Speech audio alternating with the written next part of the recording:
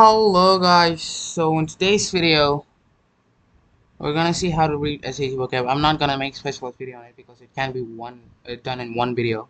You can just go through this one.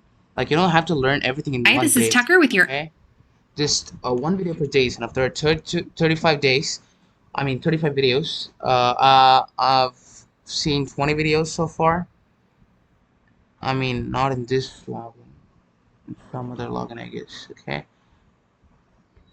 And it's completely useful. Okay, you can just look at it, you'll get some meanings of the words. Okay, and then you can just go to Notion. Okay, you better install Notion and take the notes. Okay, so let's say SAT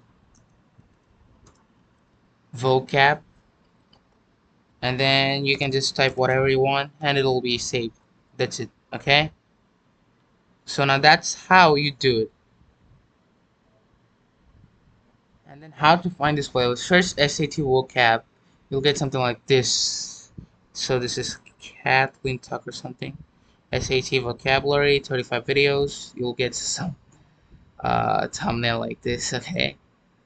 See, this is definitely not a sponsor video. I don't have sponsorship or partnership with anyone yet. Okay, honestly.